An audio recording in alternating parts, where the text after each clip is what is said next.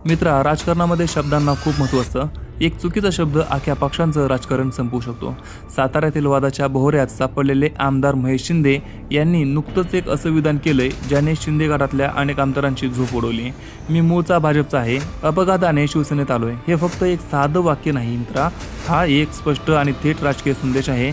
आज आपण डिकोड करणार आहोत की एकनाथ शिंदेंच्या पक्षामध्ये नक्की चाललंय तरी काय. जेव्हा एकनाथ शिंदे यांनी शिवसेनेमध्ये बंड केलं तेव्हा त्यांनी कारण दिलं होतं की ते खऱ्या हिंदुत्ववादी आणि शिवसेना प्रमुख बाळासाहेब ठाकरेंच्या विचारधारेचे वारसदार आहेत. पण आता त्यांच्याच पक्षाचे आमदार जाहीर सभांमधून स्वतःला अपघाती शिवसैनिक म्हणून घेत आहेत. महेश शिंदे यांनी साताऱ्यात बोलताना स्पष्ट केलं की माझी मूळ नाळ ही भाजपशी जोडलेली आहे. मी फक्त एका अपघातामुळे शिवसेनेमध्ये आलो. आता इथे दोन अत्यंत गंभीर प्रश्न निर्माण होतात. पहिला, जर एकनाथ शिंदेंच्या पक्षातीलच आमदारच स्वतःला भाजपचा मानत असेल तर मग तो आमदार खऱ्या अर्थाने कोणाच्या नियंत्रणामध्ये आहे, शिंदेच्या की फडणवीसांच्या? आणि दुसरा म्हणजे शिवसैनिक म्हणून निवडून आलेले हे नेते जर मनाने अजूनही भाजपचेच असतील तर तळागाळातील कट्टर शिवसैनिक या पक्षावर विश्वास का ठेवेल? महेश शिंदे यांची ही भूमिका फक्त त्यांची वैयक्तिक नाराजी नाही. साताऱ्यात शंभूराज देसाईंना जो त्यांनी उघड विरोध केला तो याच आत्मविश्वासावर, कारण त्यांना माहिती आहे की त्यांचा खरा बॅकअप हा कुठून तरी दुसरीकडून येतोय. मुख्यमंत्री देवेंद्र फडणवीस यांच्या नेतृत्वाखाली भाजपने नेहमीच अत्यंत बारकाईने खेळ्या केल्या आहेत. जेव्हा एखादा आमदार एवढ्या बेधडकपणे आपल्याच पक्षाच्या नेतृत्वाला आव्हान देतो आणि स्वतःला दुसऱ्या पक्षांचा सांगतो तेव्हा हे स्पष्ट होतं की त्या पक्षात निष्ठा नावाची गोष्ट उरलेली नाही. हे नेते फक्त सत्तेसाठी आणि तिकिटासाठी एका छताखाली आले आहेत. ज्या दिवशी त्यांना असं वाटेल की इथे आपला फायदा नाही त्या दिवशी ते क्षणाचाही विचार न करता परत आपल्या मूळ घरी जातील. तर मित्रा, महेश शिंदेंनी तर फक्त तोंड उघडलंय, पण तुम्हाला माहिती आहे का, एकनाथ शिंदेंच्या पक्षामध्ये महेश शिंदे यांच्यासारखे अनेक नेते आहेत जे मुद्दाम पेरून ठेवले गेलेत. एक मोठी यादीच आहे ज्याची मूळ नाळ भाजपशी जोडलेली आहे. मित्रा, बुद्धिबळाच्या खेळात सर्वात खतरनाक खेळी ती असते जे समोरच्याला शेवटपर्यंत समजतच नाही. एकनाथ शिंदेंना वाटत असेल की त्यांच्याकडे एक मोठी फौज आहे, पण जर ती फौजच दुसऱ्या कोणाची असेल तर आजच्या या अंतिम भागामध्ये आपण महाराष्ट्राच्या राजकारणातल्या त्या सर्वात मोठ्या राजकीय षडयंत्राचा पर्दाफाश करणार आहोत.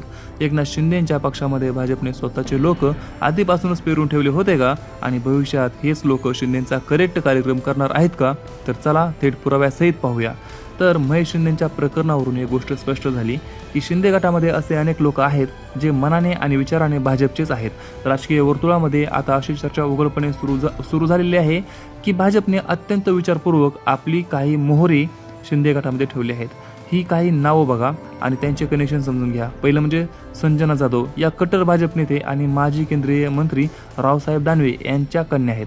त्यांचं मूळ कनेक्शन कुठलं तर भाजपचं.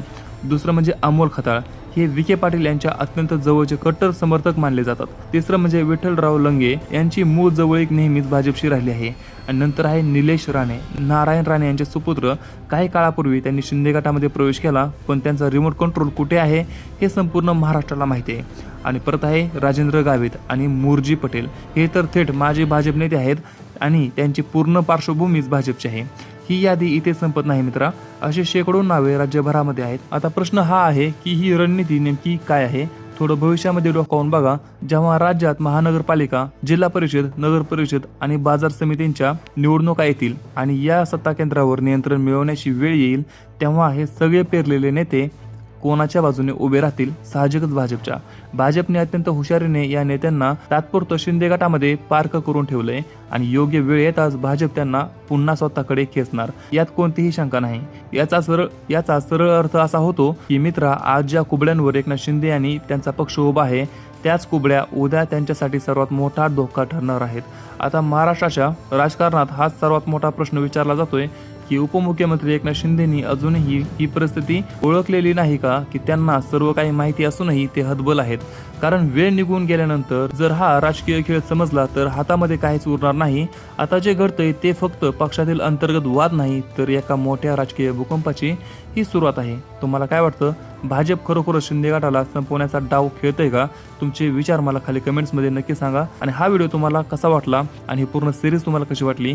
त्याचबरोबर व्हिडिओ आवडला असेल तर आपल्या व्हिडिओला एक लाईक करा आणि आपल्या चॅनलला सबस्क्राईब करा आणि बेल आयकॉन ऑन करायला विसरू नका. आणि जमलं तर आपल्या चॅनलला, आपल्या व्हिडिओला हाईप करायला देखील विसरू नका. आपण भेटूया पुढच्या व्हिडिओमध्ये. तोपर्यंत जय हिंद, जय महाराष्ट्र.